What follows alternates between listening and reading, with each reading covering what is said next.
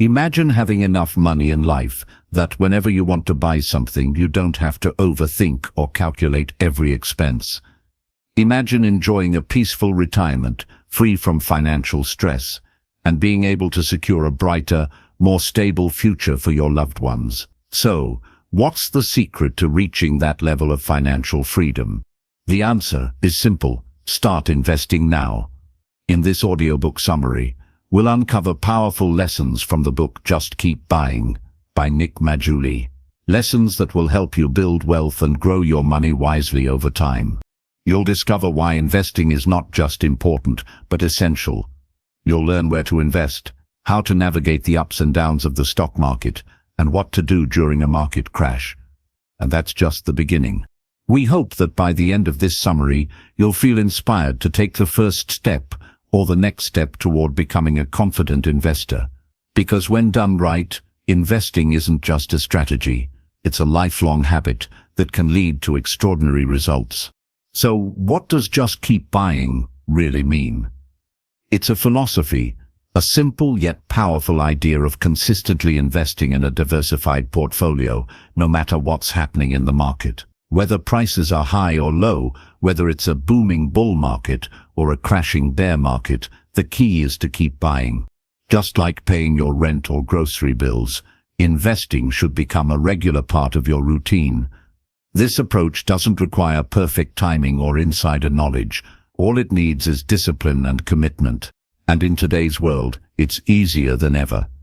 Thanks to modern platforms, investors have access to free trading, low-cost index funds, and diversified opportunities. You can now own a piece of some of the world's top companies with just a few clicks. So don't let fear or confusion stop you. As you'll discover in this summary, the process of investing is much simpler than you think, and far more rewarding than you can imagine. Let's begin this journey of financial growth and long-term wealth. The first chapter is why should you invest? There are 3 powerful reasons why you should start investing: to save for your future, to protect your money from inflation, and to convert your human capital into financial capital. Let's begin with the first reason: saving for your future. There will come a day when you may no longer be able to work, or perhaps you simply won't want to. But if you start investing today, you'll create a reliable source of income for yourself, even in old age. That means financial independence long after your active working years are behind you. It might be hard to imagine yourself at 60, 70, or 80 years old. Right now, you feel strong, capable, and full of energy. And it's natural to think that it will always be this way. But research shows something interesting. Visualizing your future self can be a powerful motivator for long-term financial planning. In one experiment, participants were shown digitally aged photos of themselves, an image of what they might look like decades later. Surprisingly, those who saw these future images ended up investing 2% more in their retirement accounts compared to those who didn't. Seeing a realistic version of their older selves made them more serious about preparing for the future. Another study asked participants why they save money. The results revealed that people who mentioned retirement or emergencies as their reason were more likely to save regularly than those who were saving for short-term goals, like buying a house or going on vacation. So, if you're saving or investing for your old age, that isn't selfish. It's smart. You're simply securing your future so you won't have to depend on anyone later. Now let's talk about the second reason: inflation. Inflation is like an invisible tax that quietly eats away at your purchasing power year after year. Whether it's groceries, education, transportation, or property maintenance, prices continue to rise over time, even if your salary stays the same. In the short term, inflation might not seem like a big deal, but over the years its impact can be enormous. For example, if the annual inflation rate is 2%, your money will lose half its purchasing power in 35 years. If inflation is 5%, that same loss happens in just 14 years. The higher the inflation, the faster your money loses value. So how do you fight back? The answer lies in investing. By purchasing assets that grow in value over time, you can beat inflation and preserve your wealth. Let's consider an example. If you had invested just $1 in long-term US Treasury bonds back in 1926, that money would have grown to $200 by the end of 2020. But if you had invested the same $1 in a diversified basket of US stocks, it would have grown to over $10,000 during the same period. That's the power of long-term investing. Now imagine you're retired. You're no longer earning a paycheck, but the cost of basic necessities keeps rising. If you've been investing all along, you'll still have a stable, passive source of income to support your lifestyle. Finally, let's explore the third reason to invest: turning your human capital into financial capital. Human capital refers to the value of your time, knowledge, and skills. While you can improve your knowledge and develop your skills over time, there's one thing you can't increase: your time. As you age, your energy and capacity to work naturally decline.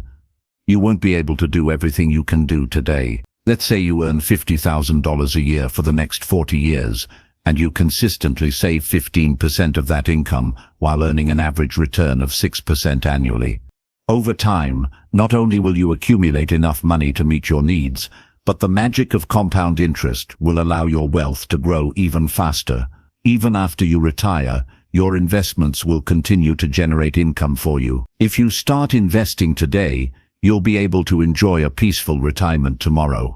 You won't have to worry about paying medical bills, securing your children's future, or covering day-to-day expenses.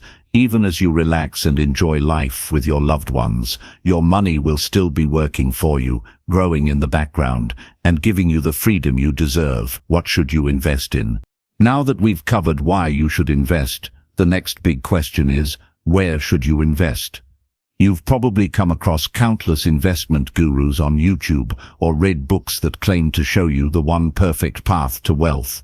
But here's the truth: there is no single universal route to becoming rich. There are many different ways to build wealth. What works for someone else might not be the best fit for you. That's why it's important to study different approaches and understand what suits your personal situation. Ultimately, your goal should be to build a diversified portfolio of income-producing assets. And that's exactly what the title "Just Keep Buying" stands for.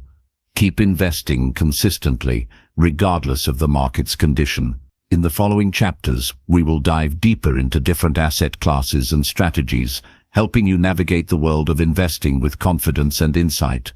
Let's continue this journey toward financial independence together. Investing consistently across a mix of assets over the long term is a solid strategy. So what types of investments should you consider? Let's explore some major asset classes that can help you build wealth. We'll look at the benefits and risks of each, along with how to invest in them. Before making any decision, be sure to thoroughly understand each asset. Let's begin with stocks, also known as equities. When you buy stocks, you're buying ownership in a company. Stocks are one of the most reliable long-term tools for building wealth. A group of researchers studied the stock market returns of 16 countries from 1900 to 2006. Despite major global events like 2 world wars and the Great Depression, every single one of these countries delivered positive long-term returns, came in at 6.8%, and even the lowest, Belgium, had a 2.7% return. Another advantage of stocks is that they require no maintenance. Once you buy them, you don't have to manage them yourself, yet they can continue generating returns for you. However, stocks do come with a downside: volatility.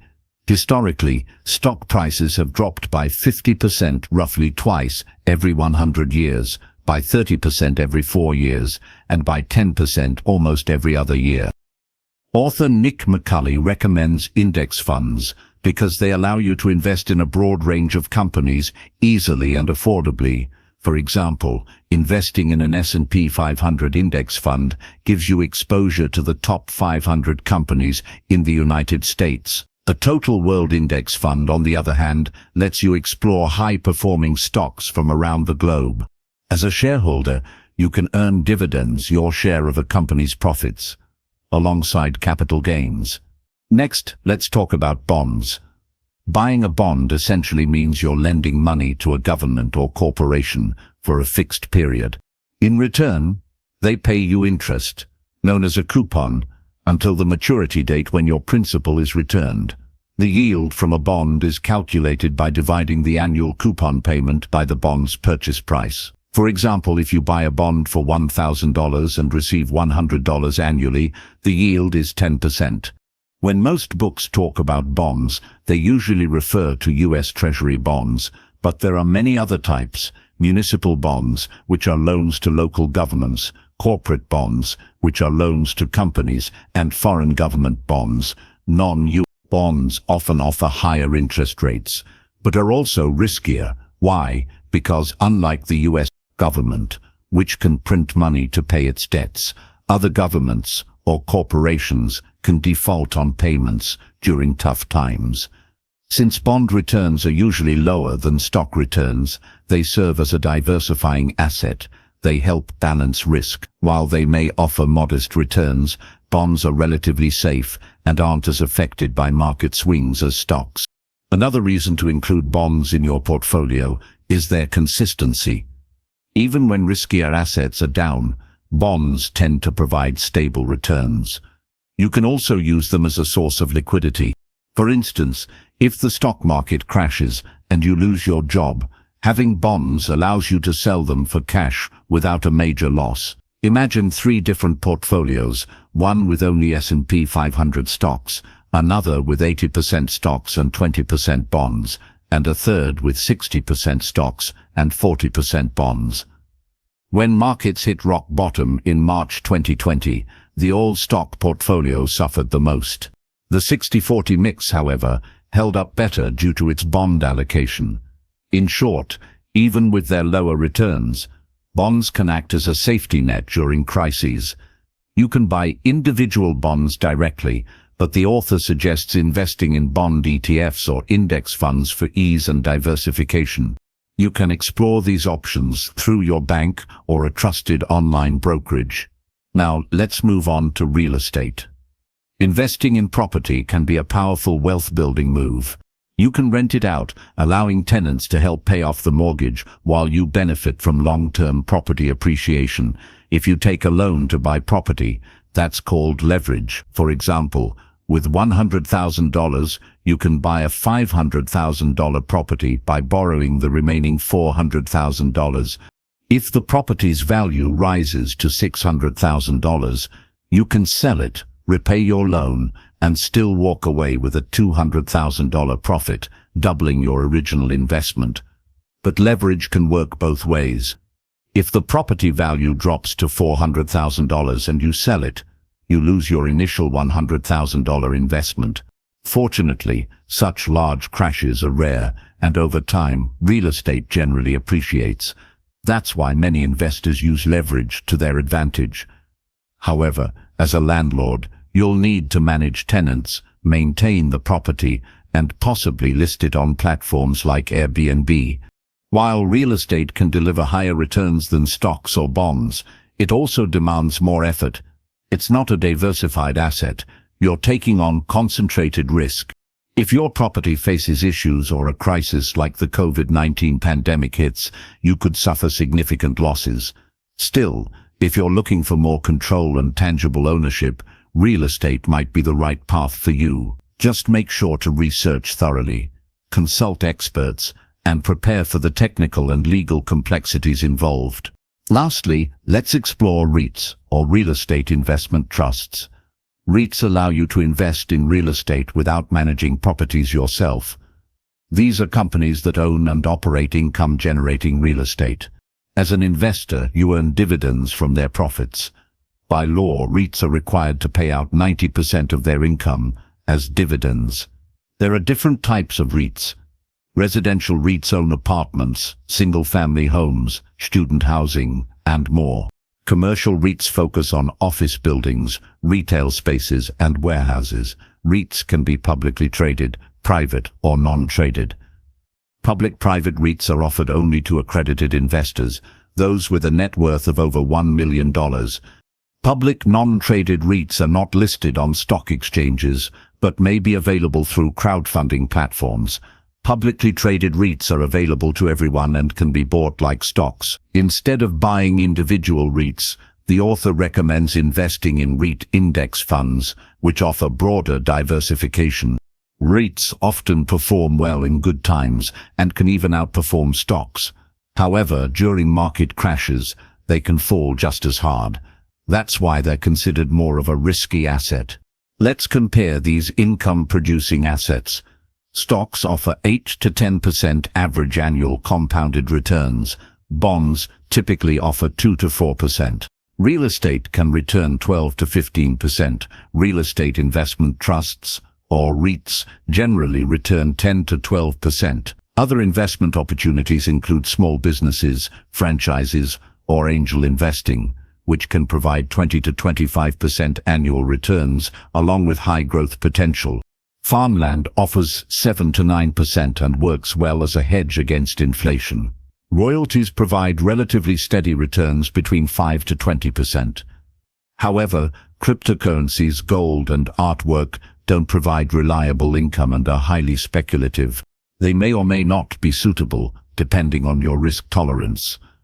And Sati, why you shouldn't buy individual stocks. There are two strong reasons why you should avoid investing in individual stocks. One is financial, and the other is existential. Let's start with the financial argument. Even the world's best professional investors, with full-time analysts and advanced research tools, consistently struggle to outperform index funds like the S&P. So if they can't beat the market, what are the chances that you as an individual investor will? Research shows that nearly 75% of actively managed funds fail to outperform their benchmark over a 5-year period. These funds are backed by highly trained teams, yet they still underperform. If professionals can't consistently pick winning stocks, it's unlikely that casual investors can do better. Further studies reveal that only a tiny percentage of individual stocks perform well in the long run. One research paper titled "Do Stocks Outperform Treasury Bills?" found that between 1926 and 2016, just the top 4% of US stocks were responsible for all the market's outperformance compared to Treasury bills. That means 96% of stocks either underperformed or failed to deliver any meaningful return. So, ask yourself this: what are the odds that you'll pick a stock from the winning 4% rather than the underperforming 96%? To make matters more sobering, consider this. If you look at the Dow Jones Industrial Average from March 1920, none of the 20 companies that made up the index back then are part of it today. Even the biggest, most successful companies don't stay on top forever. Picking the right stock is far more difficult than it seems. Beating the market is a rare achievement, even for the most skilled investors. The odds are stacked against you, and the risks of losing money are high. This is why owning a low-cost index fund or ETF is generally a smarter choice. Not only does it reduce your stress, but it also lowers the chances of significant financial loss. Index funds spread your risk across hundreds of companies, offering more stability and consistent returns over time. The existential argument. Now let's move on to the existential argument. This point questions your confidence and skill as an investor. How do you really know whether you're good at picking individual stocks? Will one good trade over a day, a week, or a year prove that you're a skilled investor? Probably not. In fact, it could take years to know whether your decision was based on skill or just pure luck. Even then, you'll have to compare your results with an index like the S&P 500 to see if you truly did better. Here's another challenge. What if your outperformance isn't due to your analysis at all, but rather due to factors beyond your control? Suppose a stock you picked rises dramatically, not because you saw something others didn't, but simply because it got popular on social media. Would that still be considered a skill? Let's assume you're a professional investor managing a mutual fund. According to studies, even professionals tend to underperform their benchmark over a 3-year period. And when that happens, they're left wondering, was it just a rough patch? Or have they lost their edge for good? That's the existential dilemma. It's mentally exhausting and emotionally draining. Analyzing individual stocks, monitoring the market, and constantly evaluating your returns can quickly become a stressful full-time job. Worse, a single drop in a stock's price can wipe out a large portion of your investment in just hours. Of course, we need stock pickers. Analysts and active investors do provide value. They help set prices and keep markets efficient. But for most everyday investors, there's a better way. By investing in index funds and ETFs, you can avoid unnecessary stress and reduce the risk of losing your hard-earned money. You don't have to guess which stock will win. You simply keep buying a piece of the entire market. It's not just a safer strategy, it's a smarter one. How soon should you invest? Let's brighten the mood a bit with some good news. Did you know that the stock market rises more often than it falls? In fact, throughout the 20th century, the Dow Jones Industrial Average grew from just 66 points to over 11,497. This growth didn't happen in peaceful times.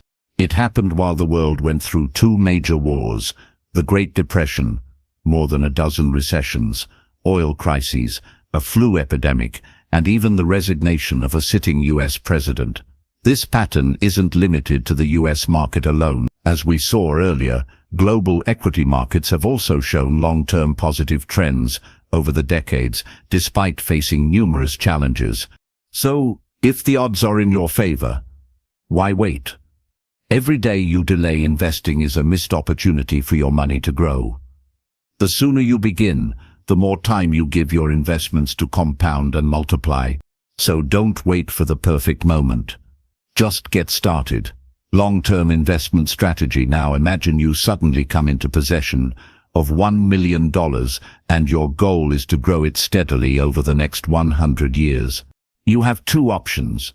You can either invest the entire $1 million today, or invest just 1% of it, that's $10,000 each year, for the next 100 years. Which strategy sounds better? From a long-term growth perspective, the better choice would be to invest the entire $1 million up front. Why? Because the earlier you invest, the more time your money has to grow. If you spread it out over a century, stock prices may rise, but the remaining cash sitting idle will slowly lose value due to inflation. Of course, putting all your money into the stock market at once may sound risky, but you can reduce that risk by building a diversified portfolio, perhaps 60% in stocks and 40% in bonds. This way, you still give your money the power to grow while protecting yourself from major losses. In fact, a 60-40 portfolio can outperform a strategy where you invest $10,000 in stocks every year, even though that approach is 100% invested in equities. That's the power of time and smart asset allocation. Maybe you don't have $1 million lying around, and that's okay. What matters is this. The stock market generally goes up over time, so the best time to invest isn't someday, it's now. By investing early, you'll not only give your money more time to grow, but also take advantage of the long-term upward trend in the market. To grow, you also shield it from the slow poison of inflation. And most importantly, you take meaningful steps toward building a secure and comfortable retirement. So don't wait for the stars to align. Just keep buying. Start today. Why? You shouldn't fear volatility. Here's another piece of investing advice that may surprise you. The biggest risk is not taking any risk at all.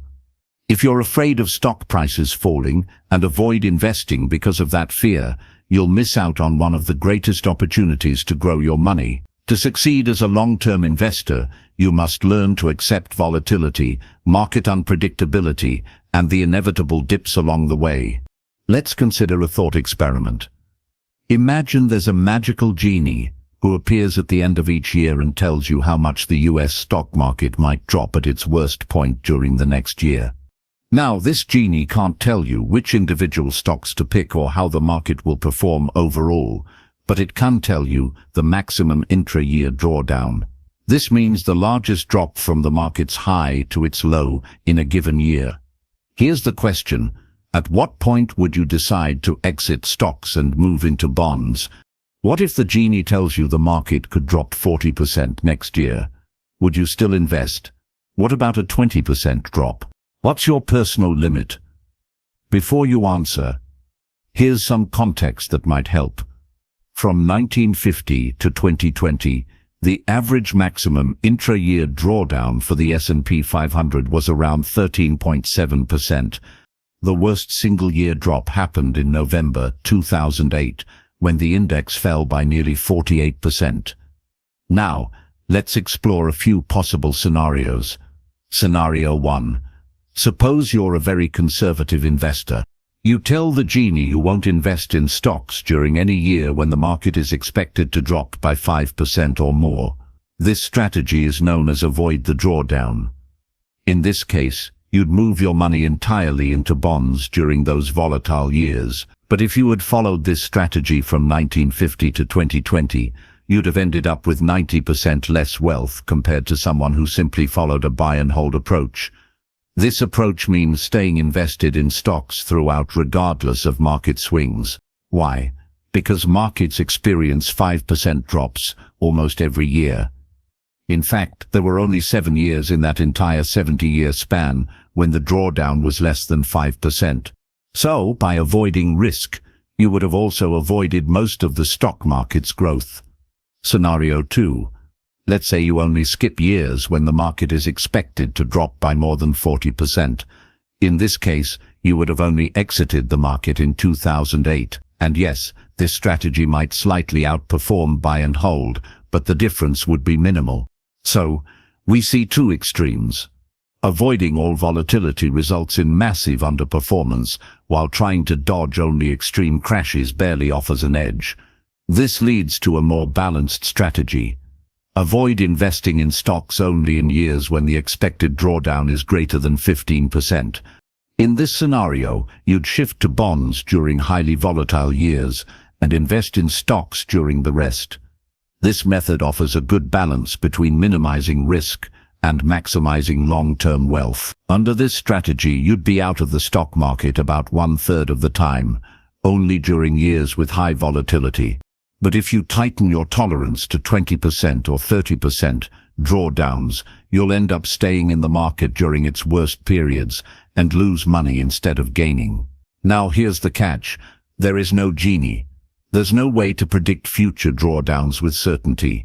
You can't know in advance whether the market will drop 5%, 15% or 40%, and because predicting future volatility is impossible, there's only one solution: diversify your portfolio. By investing across a variety of asset classes, stocks, bonds, real estate and more, you reduce your exposure to the unpredictable nature of the market. Diversification won't eliminate volatility, but it can help you manage it and stay invested with confidence. And most importantly, accept that volatility is part of the game. If you can't stay calm when the market drops by 50%, which historically happens about once every century, then perhaps investing isn't for you. But if you can stay the course, that's how you win the long game. Because in the world of investing, fear is expensive and patience is powerful. How to buy during a crisis. The COVID-19 pandemic shook the entire world, and the financial markets were no exception. On March 23, 2020, the S&P 500 index had fallen by 33% from its recent high. If you were an investor during that time, what would you have done? Would you have panicked and sold your stocks? Or would you have held your ground, staying calm in the face of lockdowns, business closures, and overwhelming uncertainty? A famous quote from Baron Rothschild, an 18th century banker, gives us something to think about. He once said, "The best time to invest is when there's blood in the streets." Rothschild grew his wealth during the chaos of the Battle of Waterloo, when most investors were fleeing. His philosophy still holds true today.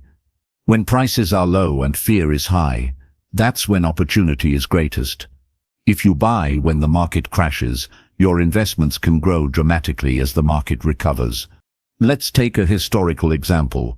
Suppose you had invested $100 every month in the US stock market from September 1929 to November 1936. This period covers the infamous 1929 crash and the subsequent recovery. Data shows that each $100 you invested would have grown by November 1936, but the most powerful gains would have come from the money invested during the lowest point of the crash in the summer of 1932.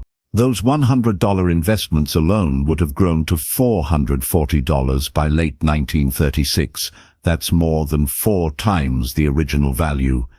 And this kind of explosive growth during a recovery isn't unusual. In fact, most market crashes can lead to 50 to 100% gains in the recovery that follows. Why does this happen? It's a simple but powerful mathematical truth. Recovering a loss requires a much bigger percentage gain. For example, to recover from a 10% loss, you need an 11.1% gain. A 20% loss requires a 25% gain.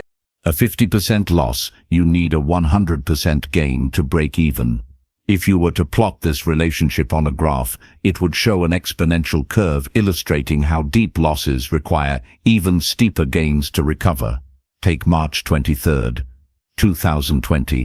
Again, the S&P 500 was down 33%. According to the math, it needed a 50% gain to return to its previous high, and it did exactly that. In just 6 months, investors who had the courage to buy during that crash saw their money grow by 50% in half a year. Still need more proof?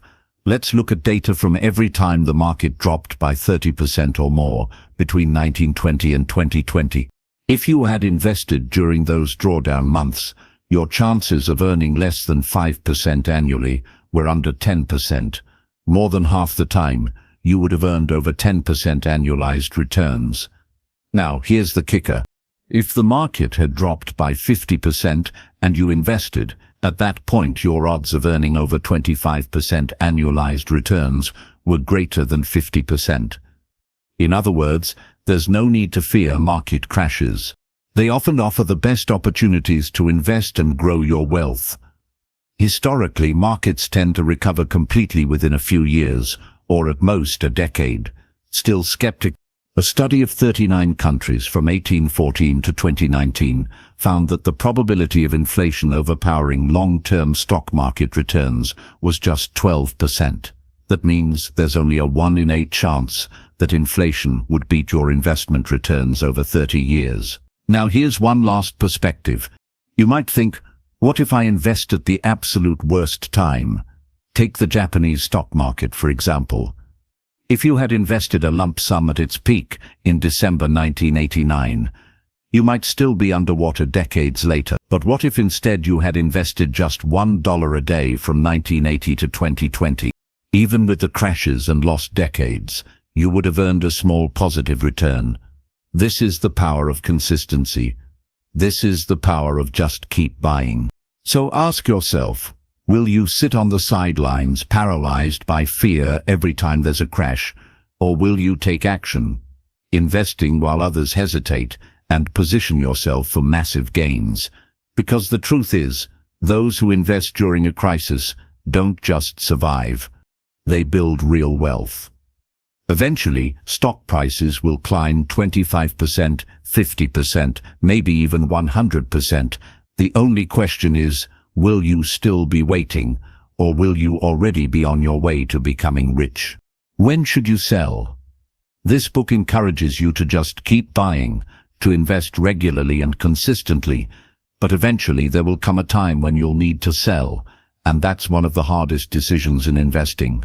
Why? Because your emotions will try to convince you to hold on a little longer, hoping for even more returns, or they'll urge you to sell immediately to avoid potential losses. To avoid falling into that emotional trap, you need to be clear about one thing. Never sell impulsively. Instead, sell for specific reasons, either to rebalance your portfolio, exit a concentrated position, or fulfill a financial need. Outside of these 3 reasons, avoid selling just to dodge taxes or chase market timing. Before we break down these situations, let's remember this. Sell at the right time, not in haste. As we've discussed earlier, the market tends to rise more often than it falls. Even if you decide to sell years from now, chances are that your investments will have grown. But if you sell too early, you might miss out on the next big uptrend. That's why the smart move is to buy now and sell gradually, in a way that maximizes your long-term wealth. Let's start with the first scenario, selling to rebalance your portfolio. When you start investing, you usually set a target allocation. For example, 60% in US stocks and 40% in US bonds. If you have $1,000, that means $600 in stocks and $400 in bonds. But over time, your higher return assets like stocks will begin to dominate your portfolio. If you never rebalance, your asset mix can drift far from your original plan. For instance, if you had invested $1,000 in 1930 and didn't touch it for 30 years, by 1960, your portfolio would have shifted from 60-40 to somewhere between 75% and 95% stocks. On the other hand, if you had rebalanced annually, your allocation would still remain close to 60% stocks and 40% bonds. That's because stocks outperform bonds over time, and rebalancing allows you to gradually lock in those gains by shifting some profits into safer assets. Yes, the never rebalance strategy may outperform slightly due to higher stock exposure, but smart investors rebalance to control risk. The goal of rebalancing isn't to maximize returns. It's to protect against unwanted volatility. Without it, your portfolio could morph into something far riskier than you originally planned. Annual rebalancing is often the most practical approach. You only have to do it once a year, which means less monitoring and more peace of mind. Trying to rebalance every time your stock allocation hits 70% or drops to 50% can be stressful and inefficient. You can also rebalance during tax season, selling off gains and managing capital gains taxes all at once. This approach saves time and effort, but frequent rebalancing can lead to higher taxes and may actually reduce your wealth over time. There's another way to rebalance without selling, and the author recommends this approach. Instead of selling your winners, simply buy more of the lagging asset. For example, if your portfolio drifts to 70% stocks and 30% bonds, you can fix the imbalance not by selling stocks, but by buying more bonds until your allocation returns to 60-40. This way, you avoid capital gains taxes and continue investing regularly, especially useful during market downturns when buying more can yield better results.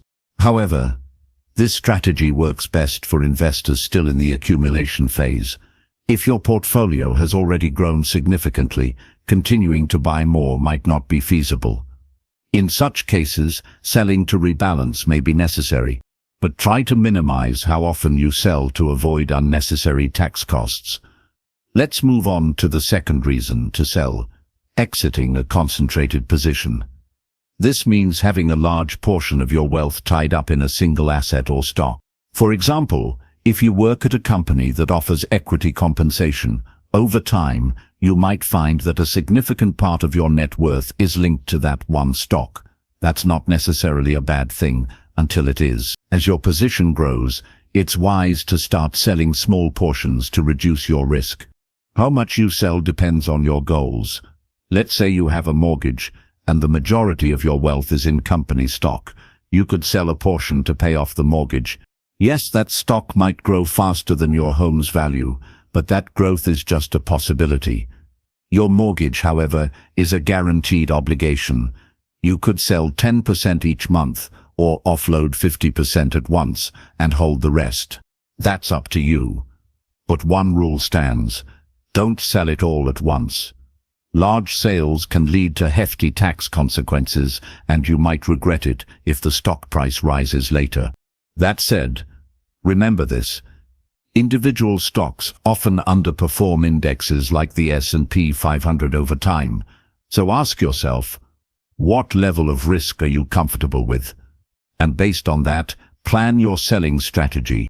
Finally, let's discuss the third reason to sell: to enjoy your life. Whether it's funding a comfortable retirement, or taking a summer vacation, paying for your children's education, or covering your family's health care, using your money is not a bad thing. The author highlights a concept called diminishing marginal utility. This means that the more you have of something, the less valuable each additional unit becomes. For example, increasing your wealth from $0 to $1 million brings much more happiness than increasing it from 1 million to 2 million, are taken care of. Additional luxury doesn't add much joy, but giving your loved ones meaningful experiences, that's priceless. So yes, selling isn't a failure. It's a part of the game. The real purpose of investing isn't just to grow your net worth, it's to create the life you've always dreamed of living. Conclusion, let's quickly revisit what we've learned from this powerful journey through Just Keep Buying. First, you understood why investing is so important: to save for retirement, to protect your money from inflation, and to convert your human capital, your time, skills, and effort into financial capital that works for you even when you no longer can. Second, you explored different types of assets: stocks, bonds, real estate, and REITs. Each asset class comes with its own benefits and risks. That's why it's essential to build a diversified portfolio, one that not only grows your wealth, but also helps you manage risk effectively. Third, you discovered why you shouldn't buy individual stocks. Picking winners is incredibly difficult, even for professional investors. Instead of chasing performance, invest in low-cost index funds or ETFs and let the market work in your favor. Fourth, you learned the importance of starting as early as possible. Every day you delay is a missed opportunity for your money to grow. So if you want to beat inflation and build wealth, the best time to invest is now. Fifth, you realized there's no need to fear market volatility. Trying to time the market or avoiding it during downturns only causes you to miss out on valuable opportunities.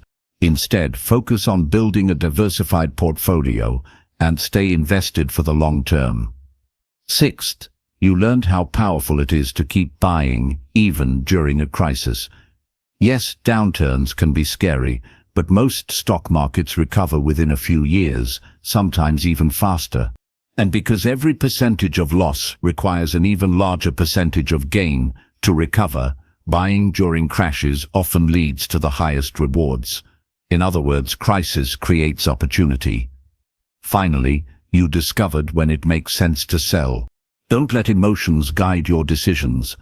Instead, sell only to rebalance your portfolio, to exit a concentrated position, or to fulfill important financial needs.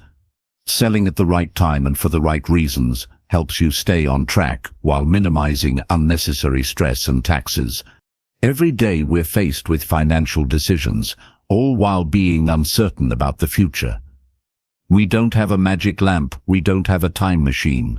But what we do have are timeless principles. Principles that you've now heard in this summary.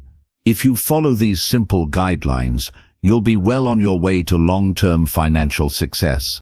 Yes, you can become wealthy, but it all starts with one decision. Start investing as soon as possible. So, no matter where you're starting from, no matter what's happening in the world, just keep buying.